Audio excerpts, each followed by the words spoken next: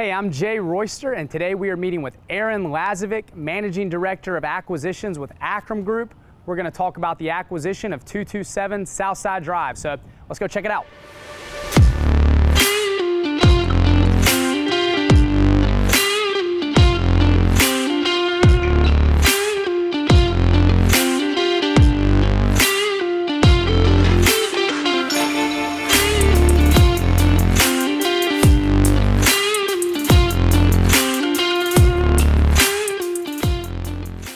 So here we are with Aaron Lazovik, Managing Director of Acquisitions with Acram Group, formerly JMC Holdings in Charlotte, North Carolina. Aaron, thanks for sitting down and talking with us today. Good to be with you. I'm excited to do this. So before we get into talking about this deal, tell us a little bit about yourself and your background in commercial real estate.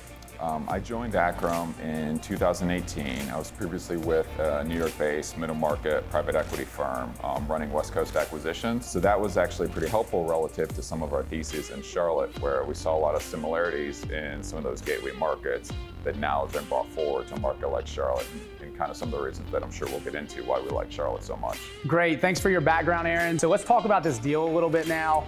You and I actually met off of a cold call in fall of 2019, so the world was about to go in a different place come 2020, but this was one of the deals that I sent you, and really the only deal that we pursued at the time. Started working on it in December of 2019, ultimately made our first offer in January of 2020. But before we get into 2020 and everything that came with trying to capitalize this deal, what were your original thoughts, initial thoughts on the real estate of this opportunity? The idea of coming this far down into South End for us was very pioneering, and credit to yourself for trying to show us kind of the growth of South End coming this far. Now it seems obvious when you look at the access to I-77, Billy Graham. I actually think it is better access to kind of Main and Main South End. And you see the neighboring sites and how there's been a lot of planned development. Already you have kind of the AW multifamily project, the Artistry, that's fully built as of this year. And I think it's just showing that this is, I think, prime for a bunch of growth going forward, which you had said a while ago. Yeah, I think that's a great point, though. In 2019, it's a lot different than it is in 2021, 2022. So the submarket's changed probably more rapidly than I would argue anywhere in Charlotte. Yeah, definitely. I actually think the space that we're sitting in today is a good example of that, really. I mean, when we started looking at this space wasn't built out. It was the former Broken Spoke space. And it was a little tired, and it was somewhat, similar to the condition of a lot of the adjacent properties to here. And as you can see, and we'll be able to walk and talk and see what Protagonist has done, this area is poised for some bigger things, and we're pretty excited about both this site and other sites in and around the area. Let's talk about what 2020 was. So, like I said, our initial offer on this deal was in January of 2020. You moved very quickly, sophisticated sellers, great sellers to work with, moved to a contract by February of 2020, and then the world changed completely come March. And it's funny, you had reminded me that you couldn't even fly down with your capital partner throughout the summer to see the asset. So it's pretty hard to buy an asset when you can't even fly in to see it. So tell us about what that was like in 2020, trying to get this deal capitalized and ultimately closing on it before the end of the year. Yeah, last year getting this deal done was unlike any other deal I've experienced ever. You're right, we had an agreed upon contract in February. However, it actually technically wasn't signed until the third week of March, because during that time when obviously everything started to escalate and people went into quarantine, we started to continue to have negotiations with the sellers. And luckily they understood the gravity of what was going on. They gave us an extended period for our diligence in order to wait through things. At the time, we all thought it was going to be a couple of weeks, not realizing kind of the severity of what we were all about to experience. So we signed a contract actually in the third week of March. At that time, I had moved my family from New York down to Florida, everything that was going on in New York at that moment. So we were all very determined and focused, but really unsure of what the current market environment was, and that carried throughout the year in order to try and get the deal capitalized as well as financed by the end of the year. So it turned out to be a lot of effort on both your side and ours, and a lot of trust really that was built between you and I, the sellers, and ultimately, when we got our capital to come down here in August, which was right at the end of our diligence, we needed an accommodation from the seller in order to put the deal back together. And one of the biggest thresholds was a year-end closing. Unfortunately, we had the same lender on 300 Rampart Street who, due to the credit risk in the environment in the fall of last year, they decided to pull out in the deal at the last minute on us. It caused us to scramble. And with the sellers really standing firm on a year-end closing, we had to get creative with both them and our capital partner in order to figure out the deal.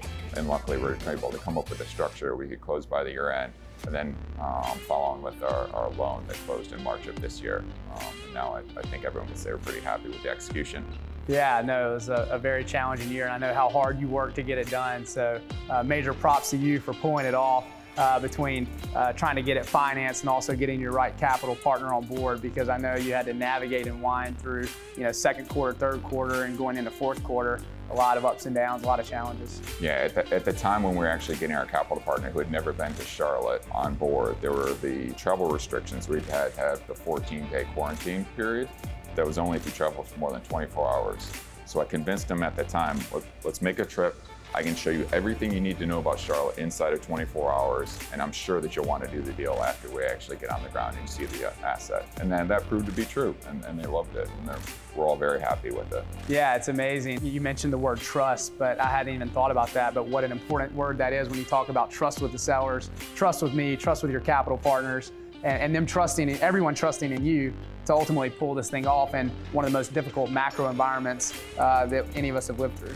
Yeah, that's an understatement relative to what it took to get something done last year. We looked at a number of deals throughout the Carolinas, as well as in Florida was a lot of our focus relative to people leaving areas like New York and Boston and DC. And it was tricky to execute within the market environment last year, but this is one that we had a lot of conviction in because of the Charlotte market, because of lower South End, because of the quality of the real estate, and because of a good partner who was willing to kind of see through the value of the business plan that we had put together.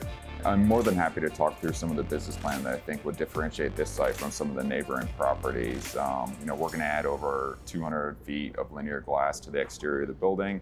There's going to be new structural steel outside of the front entryway, so we're going to have a property arrival sense for both of the two tenant suites. Candidly, we've had a lot of interest from food and bev operators. Our initial business plan was an office execution. We think this area and the parking ratio that the site offers is unmatched relative to an urban infill location at 4 per thousand. So a lot of what our plan includes, including a bunch of site work, new asphalt, new planting, landscaping, walkways. We think that the site will be best in class relative to creative adaptive reuse throughout the entire Charlotte market. Yeah, I totally agree. And one of the most important pieces to that puzzle is the real estate. And I think this is the best 4-acre block, main-to-main location in Lower South End, which is one of the most dynamic neighborhoods in the Southeast now. You touched on it. I mean, the neighboring adjacent properties and what's planned and what's being talked about in terms of further density being added in this area. And again, what I mentioned earlier relative to the access to I-77 and Billy Graham and the ingress-egress as being far superior than South End proper. I agree. I think this is poised to be, the premier creative location for Charlotte. Totally agree. Well, I can't wait to see the activation of those spaces. So thanks for talking through that with us. And before we get out of here, Aaron, tell us about what Acram's going to focus on moving forward, both in Charlotte and in other Sunbelt markets. Yeah, we continue to have an active pipeline in Charlotte. There's a couple of sites that we were speaking about earlier, one that you and I had even mentioned a while back that we're very excited about. We've looked throughout the Carolinas. Probably Raleigh was our most active market throughout COVID, even while we were trying to get this deal finalized and closed. We also continue to spend a bunch of time in Florida. We have a deal in Orlando. We're going to build 400 units of multifamily high-rise in downtown Orlando that we're closing next week. We also have another larger office building in Florida that we're, knock on wood, going to have under contract here shortly. And we actually closed our first deal in Denver, Colorado yesterday. So we're very excited about the expansion further west from kind of our Dallas satellite as well. So, the footprint is growing geographically for Acram. We're pretty excited about what we're planning to do next year. Great. Well, thanks for sitting down with us today, Aaron, and look forward to continued success for Acram Group and hope we can find another deal to work on here in Charlotte. Yeah, I'm looking forward to it. Let's go find that next deal. Sounds great. Yeah.